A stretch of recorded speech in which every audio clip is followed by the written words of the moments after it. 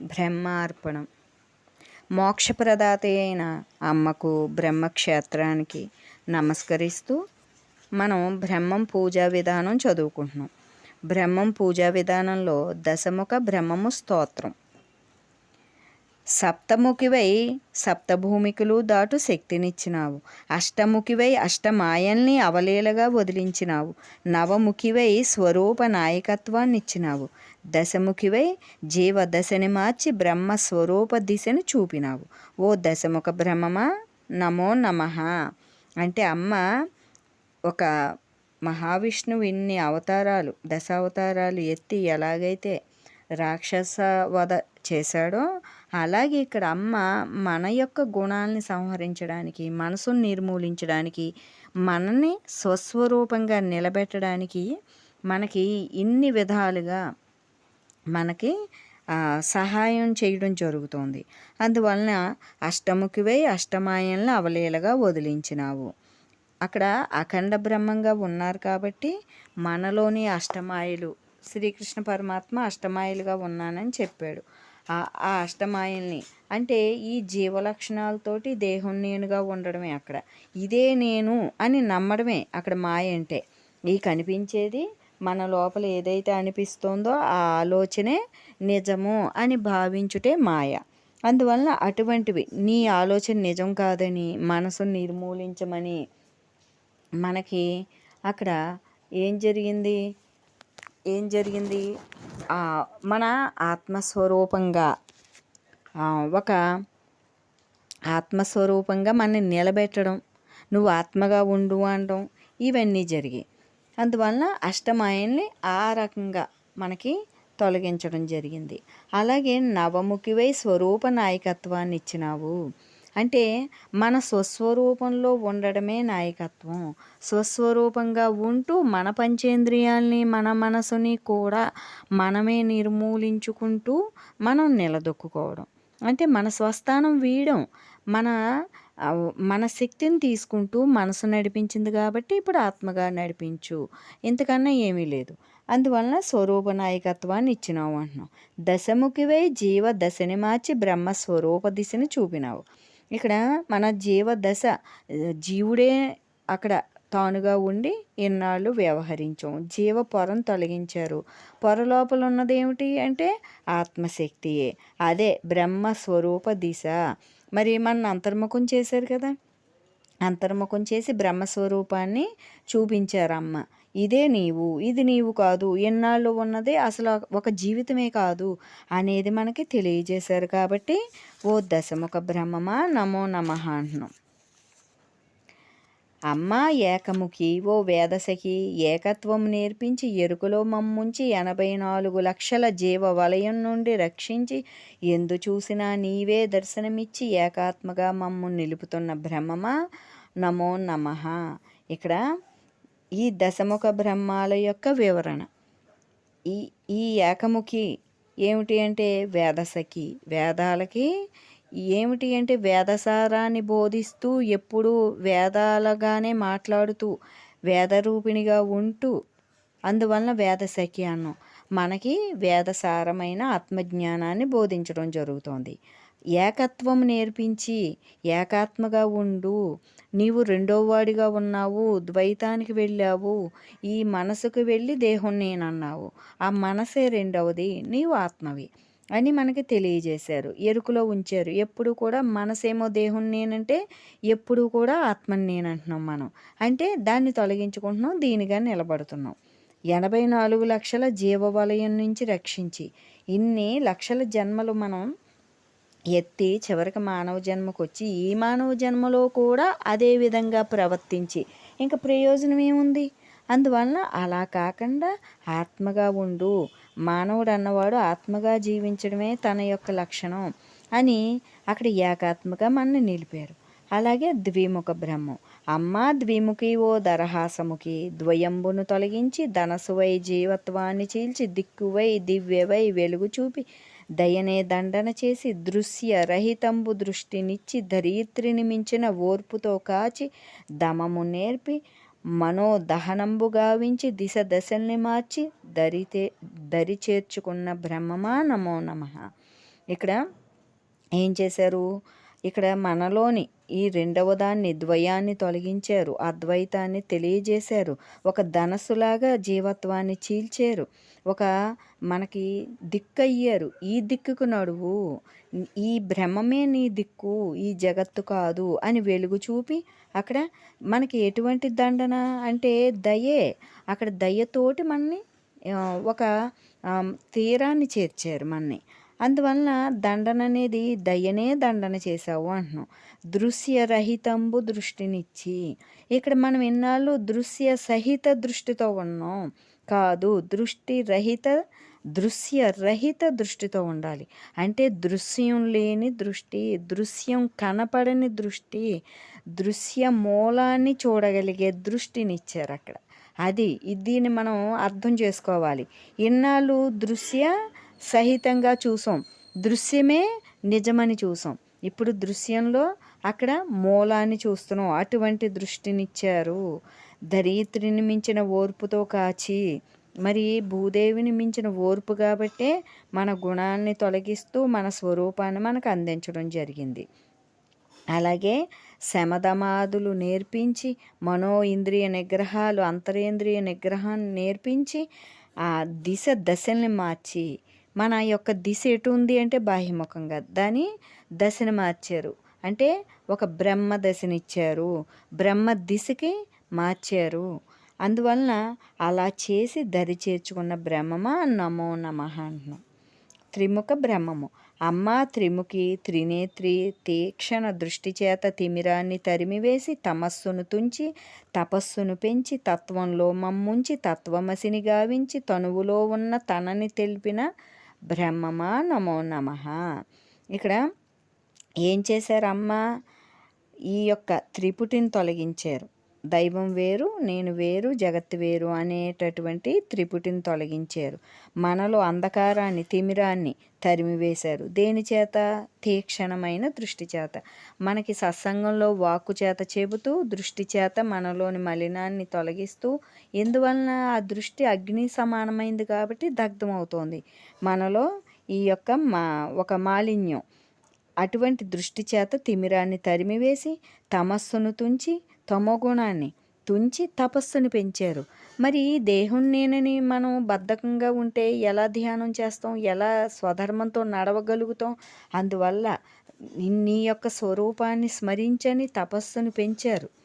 అందువలన ఇక్కడ తత్వంలో మమ్ముంచి, ఈ తపస్సును పెంచి ఏం చేశారు? తత్వంలో ఉంచారు. అక్కడ మనం జీవత్వంలో ఉన్నాం, బ్రహ్మత్వంలో ముంచారు.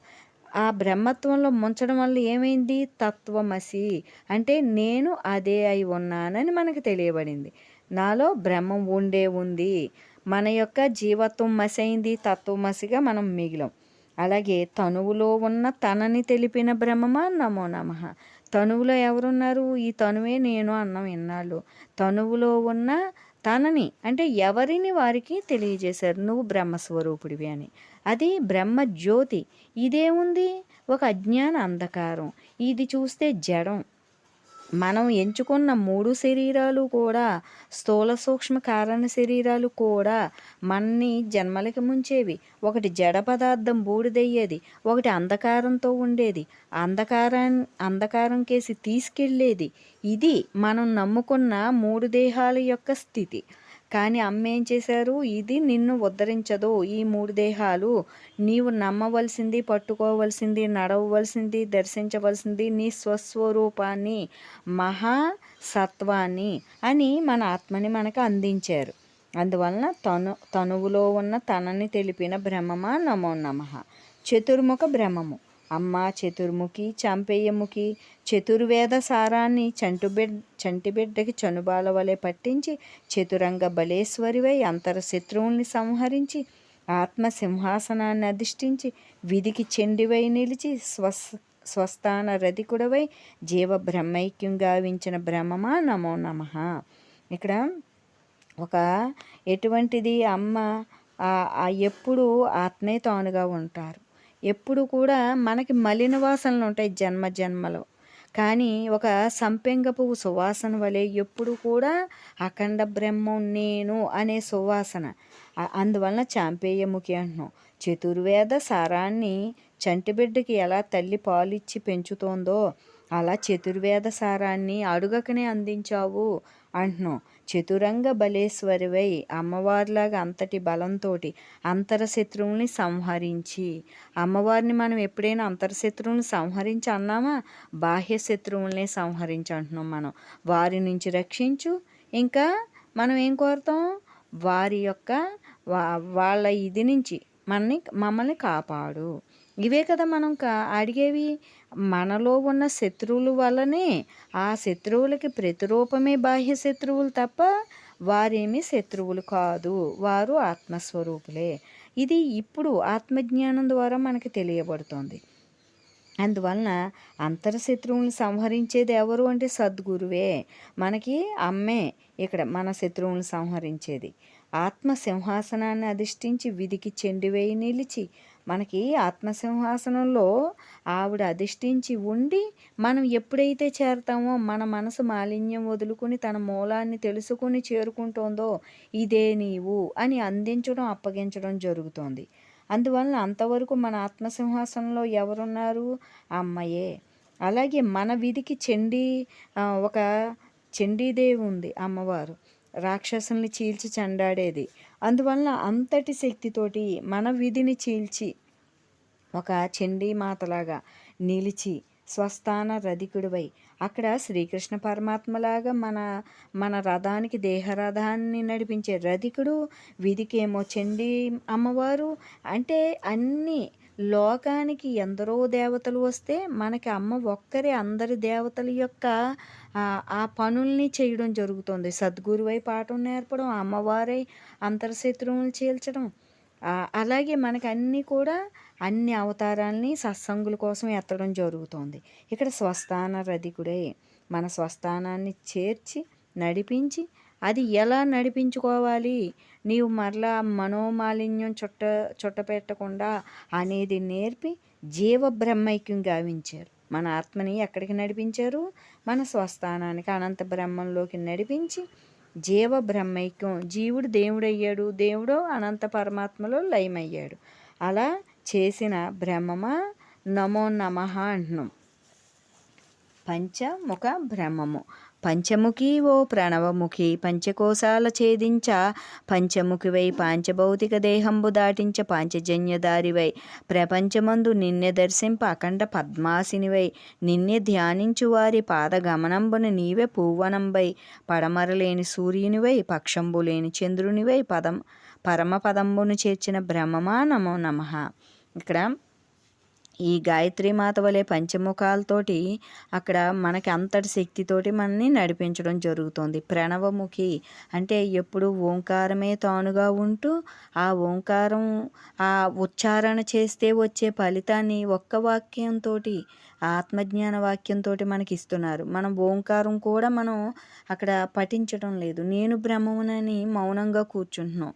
ఆ ఓంకార సాధన చేసేవాడికి ఎంత ఫలితం వస్తుందో, నేను బ్రహ్మమునని మనోమౌనం వహిస్తే అంతే ఫలితం వస్తుంది. మన స్వస్వరూప స్థితి మనకు దక్కుతోంది. పంచకోశాల ఛేదింప పంచముఖివై అంటే మన పంచకోశాలు జీవత్వంతో నిండి ఉంటే ఆ జీవత్వాన్ని తొలగించి అక్కడ మనకి స్వరూపాన్ని చేరుస్తున్నారు. పాంచభౌతిక దేహంబు దాటించ పాంచజన్య దారివై అంటే జ్ఞానబోధ చేసి శంఖం పూరించినట్లుగా జ్ఞానబోధ చేసి ఈ పంచభౌతిక దేహంబు దాటించి ఈ దేహం నీవు కాదు అని అందులో ఉన్న అవలక్షణాలని దాటించి మనకి ఆత్మస్వరూపాన్ని చేర్చడం జరుగుతుంది. ప్రపంచమందు నిన్నే దర్శింప అఖండ పద్మాసినివే. ఎందుకు? ప్రపంచం యొక్క నామరూపాలని చూస్తున్నాం కాబట్టి అక్కడ అంతా నేనే ఉన్నాను, ఒక ఆసనం వేసుకుని కూర్చున్నట్లుగా సర్వత్రా నేనే ఉన్నాను అని మనకి ప్రపంచమందు మూలాన్ని చూపించి ఇది కాదు నువ్వు చూడవలసింది, దీన్ని నడిపించే కర్తని, దీన్ని సృష్టించిన వాడిని, వాడే పరబ్రహ్మ స్వరూపుడని తెలియజేస్తున్నారు. నిన్ను ధ్యానించు వారి పాదగమనంబున నీవే పువ్వనంబై అంటే మనం జీవుడు నడిచేది ముళ్ళబాటే కదా, సుఖదుఖాలతో కూడి ఒక కాలచక్రంలోకి వెళ్ళేదే కదా. అందువలన ఇక్కడ అటువంటి ప్రయాణంలో పూలవనంలాగా నువ్వు ఉన్నావు. ఎందుకంటే సులభమైన స్వేచ్ఛ అయిన మార్గాన్ని చూపించారు కదా, మరి ముళ్ళబాటుని పూలబాటు చేశారు మనకి. అలాగే పడమరలేని సూర్యునివై, అంటే ఇంక అస్తమయం లేదు, ఎప్పుడు ఆనంద స్వరూపం మనలో ఉండే ఉంది. మనం పట్టుకుని ఉండాలే కానీ మనకేమీ అస్తమయం లేదు మన ఆత్మసూర్యుడికి. అలాగే పక్షంబు లేని చంద్రునివై, అక్కడ కృష్ణపక్షం శుక్లపక్షం అని ఏమీ లేదు, ఎప్పుడు ఒక పున్నమి చంద్రునిలాగా అమ్మ ఉంటూ మన ఆత్మస్వరూపాన్ని వెలిగింపజేస్తూ ఈ వెలుగులో నువ్వు జీవించు తప్ప మనో అంధకారంలో జీవించకు. అదే నిన్ను జన్మలకి తీసుకువెళ్తోంది. ఇప్పుడు సత్యమేదో అసత్యమేదో నీకు ఈ ఆత్మదీపంలో నువ్వు తెలుసుకో. ఎందుకంటే ఆత్మస్వరూపంగా ఉన్నప్పుడు ఇవేమీ నిజం కాదు, భగవంతుడే మనకి శాశ్వతుడు అని మనకు తెలియబడుతోంది. అందుకే ఆత్మజ్యోతి అన్నారు, మనోతిమిరం అన్నారు. మనసు ఎప్పుడు అంధకారమే. అందువలన పడమరలేని సూర్యునివై అంటున్నాం. పరమపదంబును చేర్చిన బ్రహ్మమా నమో నమః. ఎక్కడికి చేర్చారు? మనకి అందరాని పరమపదాన్ని, మనకి అంతరాత్మని పట్టించుట ద్వారా దానికి మార్గం తెలియబడింది మనకి. నీవు నీతో నీవు ఉంటే చాలు, అది అనంతానికి మార్గం.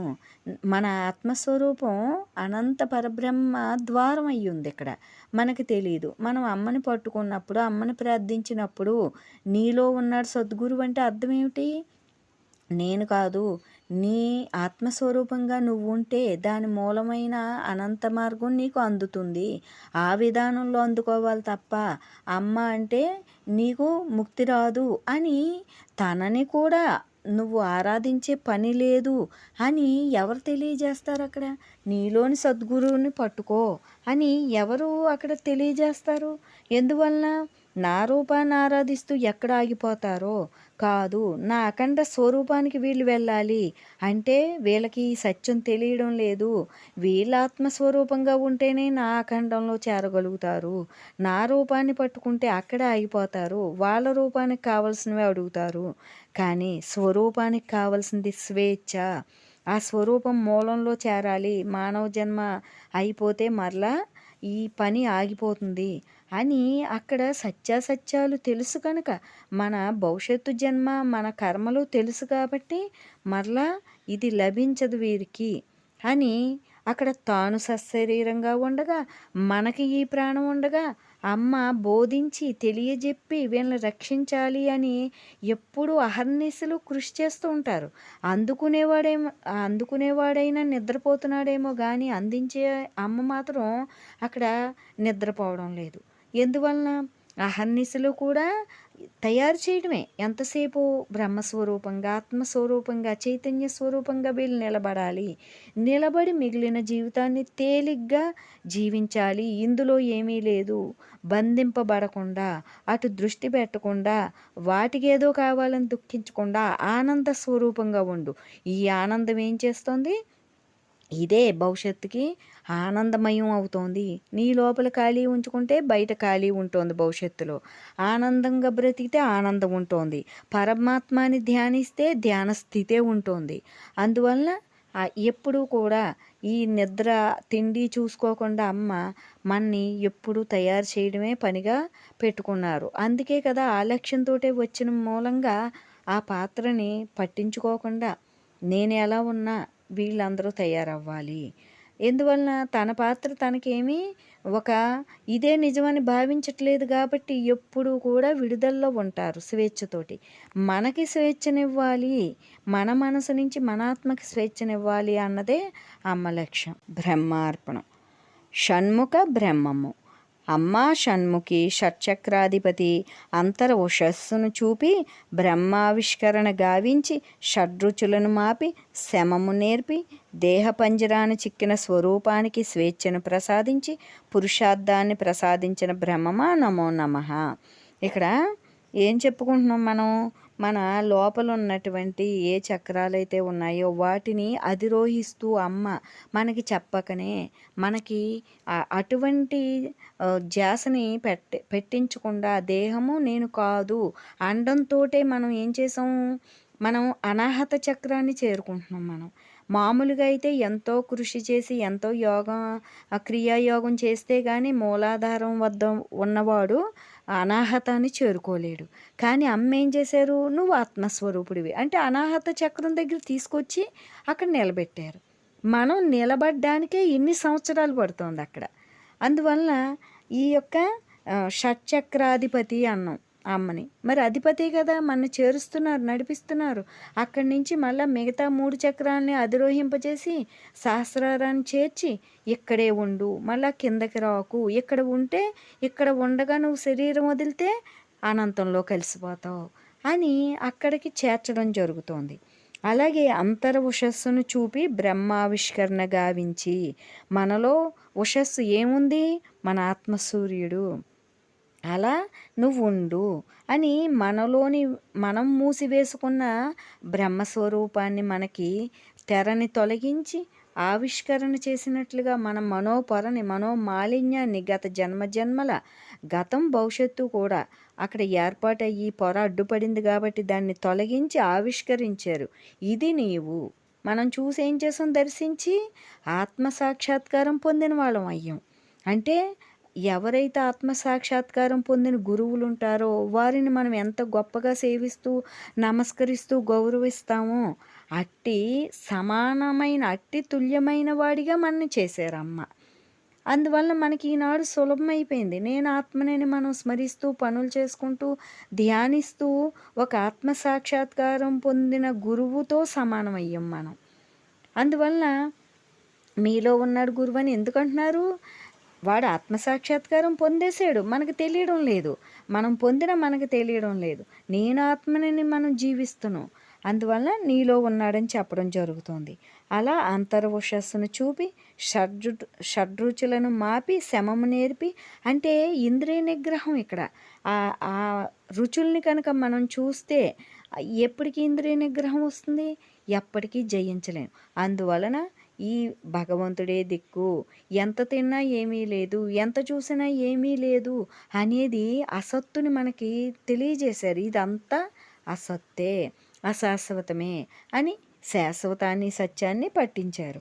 దేహ పంజరాన్ని చిక్కిన స్వరూపానికి స్వేచ్ఛను ప్రసాదించి, ఇక్కడ ఒక పంజరం అనే మనకు తెలీదు, ఇందులో చిక్కుకున్నాం, వెళ్ళే మార్గం లేదు. ఇది తెరుచుకుంటే కానీ పరమాత్మలో కలిసిపోలేము. ఒక పక్షి తలుపు తీస్తే ఏమైంది? ఆకాశంలోకి ఎగిరిపోతుంది. మనం కూడా అలా ఎగరవలసిన వాళ్ళమే. మన ఒక సర్వవ్యాపక స్వేచ్ఛలోకి వెళ్ళవలసిన వాళ్ళమే. ఇది ఎవరు తీస్తారు ఈ పంజరం? అసలు ఇది పంజరం అని ఇది మూసివేసుకున్నాం కానీ ఇది రాదని కానీ దీనివల్ల జన్మలని కానీ మనకు తెలీదు. అటువంటి పంజరాన్ని అమ్మ ఏం చేశారు? నేను ఆత్మస్వరూపాన్ని స్మరిస్తూ జీవించు, అదే ఏదో నాటికి ఆ తలుపు తెరుచుకుంటుంది, నేను ఆత్మను అన్నప్పుడు తెరవబడుతుంది. అలా మనకి తెలియజేశారు. మన స్వరూపానికి స్వేచ్ఛను ప్రసాదించారు. పురుషార్థాన్ని ప్రసాదించిన బ్రహ్మమా నమో నమః. పురుషార్థం అంటే సర్వత్రా ఉన్న పురుషోత్తముడు, యుగధారి, యుగాలకి 4 యుగాలకి అధిపతి. అట్టి పురుషోత్తముణ్ణి మనలోని వాడి చిన్న అంశని తెలియజేయటం ద్వారా సర్వవ్యాపక పురుషోత్తముని మనకు అందించారు. అది అక్కడ పురుషార్థాన్ని ప్రసాదించుట. సప్తముఖ బ్రహ్మము అమ్మా సప్తముఖి, ఓ స్వర్ణముఖి, సప్తభూమికలు దాటించు జ్ఞాన నదివై సూక్ష్మదేహంబు సేద తీర్చ స్వరూపసాగరమై సాధక జనులకు స్వస్వరూపాన్ని చూపు సద్గురువై ఆత్మస్వరూప మూలమైన అద్వితీయ బ్రహ్మమా నమో నమః. ఇక్కడ మనకి సప్తభూమికలు ఇవన్నీ ఎవరు దాటిస్తారు? నిజానికి ఇవన్నీ దాటమంటే ఎవరు సాధన చెయ్యం కాబట్టి మనకేం చేశారు? ఈ స్మరణ చేస్తూ ఎరుకలో ఉంటూ నిష్కామ కర్మలు చేస్తూ అనన్య భక్తితో ఉండు అనేవి చిన్న చిన్నవి 4 సూచించి అందులో ఎంతో నిగూఢమైన రహస్యం ఉంది.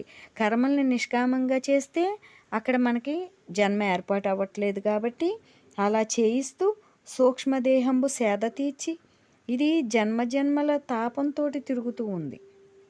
ఒక సేద తీర్చినట్టుగా దాని ఆర్తిని తీర్చారు. నువ్వు ఆత్మస్వరూపుడివి, ఈ దేహం నువ్వు కాదు అంటే తన స్వరూపాన్ని దర్శించి సేద తీరింది. అప్పుడు స్వరూప సాగరంలో కలిసిపోయింది. దానికి మూలం ఎవరు అంటే మన ఆత్మస్వరూపం. ఆ సాగరంలో కలిసిపోయినప్పుడు ఏమైంది? నదికి ఎలాగైతే ఇంకా ప్రవహించే పని లేదో, ప్రయాణం ఆగిపోయిందో, మన మనసుకు కూడా జన్మజన్మల ఈ ప్రయాణం ఆగిపోయింది. అలాగే సాధక జనుల స్వస్వరూపాన్ని చూపు సద్గురువై మనం చేరాము అమ్మ దగ్గర.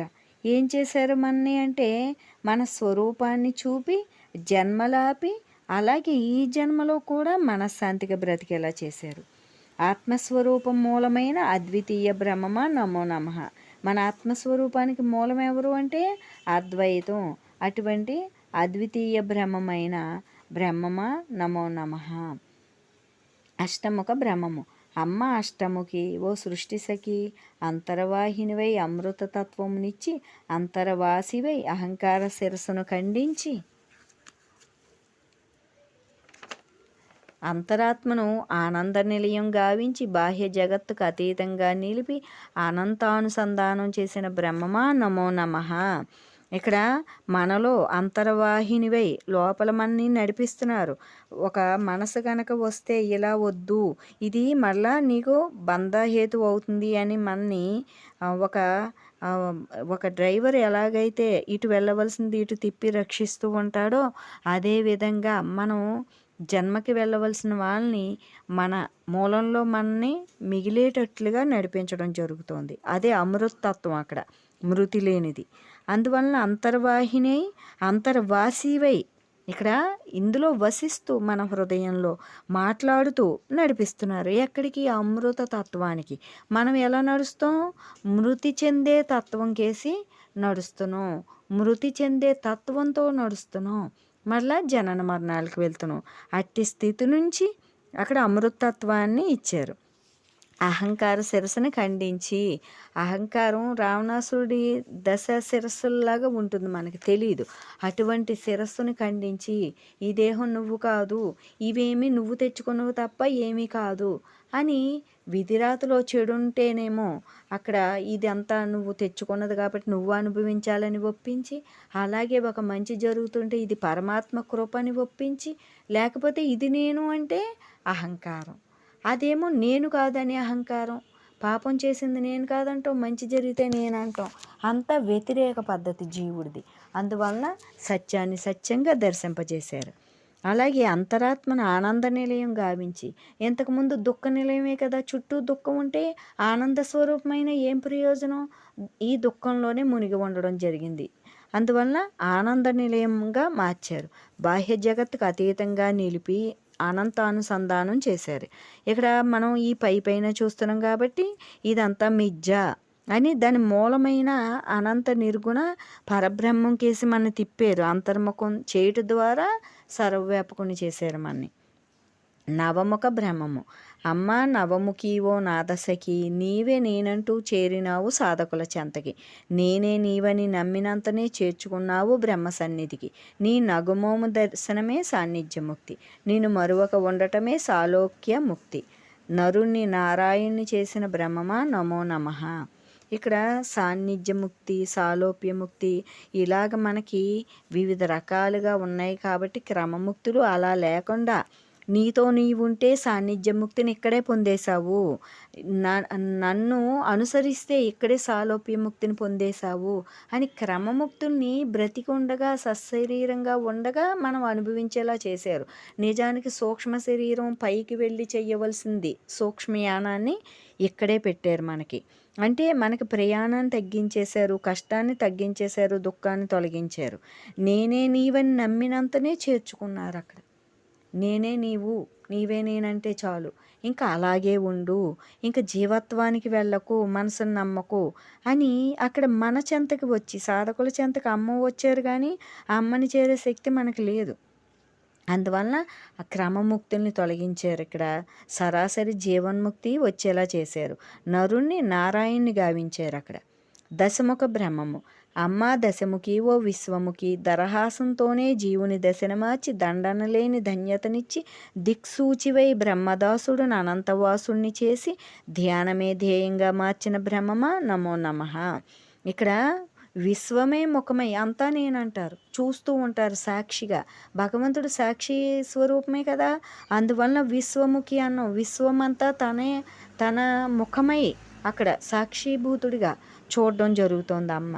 దరహాసంతోనే జీవుని దశని మార్చి నవ్వుతూ ప్రేమతో ఆదరించటం వల్లనే కదా మనం మన కుటుంబంలో విధిని అనుభవించవలసిన వాళ్ళం అమ్మ చుట్టూ కూర్చుని ఆ జ్ఞానవాక్యాలను వింటూ మన విధిని మనమే తొలగించుకుంటున్నాం ఈనాడు. బ్రహ్మదాసుని అనంతవాసుని చేసి దండన లేని ధన్యతనిచ్చి దిక్సూచివే. దిక్సూచి ఇటు వెళ్తేనే నీకు బ్రహ్మ తీరం, ఇటు వెళ్తే అంధకారం అనేది తెలియజేసి ధన్యతనిచ్చారు. బ్రహ్మదాసుని అనంతవాసుని చేర్చారు. మనం ముందు ఎలా ఉన్నాం? జీవత్వంతో ఉన్నాం. తర్వాత బ్రహ్మమే దిక్కని బ్రహ్మోపాసన చేస్తూ బ్రహ్మదాసునిగా మారాం. మరలా వాణ్ణి బ్రహ్మదాసుడి స్థితిలో ఉంచకుండా ఇది సరిపోదు, నువ్వు బ్రహ్మదాస్యం చేసినందుకు నువ్వు అనంత వాసం చెయ్యాలి, అనంత బ్రహ్మం నీవుగా నువ్వు బ్రతకాలి అని ఇంకా అనంతవాసుని చేశారమ్మ. ధ్యానమే ధ్యేయంగా మార్చారు. ఇక్కడ మన ధ్యేయం ఏమిటి అంటే బాహ్య ప్రపంచంలో అన్నీ పొందడం. అతి ధ్యేయాన్ని ఏం చేశారు? ధ్యానమే, దీని తర్వాతే ఏదైనా, ఇదే నిజస్థితి, ఇదే నా మూలాన్ని చేర్చేది, ఇదే నా మూలాన్ని నాకు అందించేది అని తెలుసుకునే విధంగా మనని చేశారు. ధ్యానమే మన జీవిత ధ్యేయం.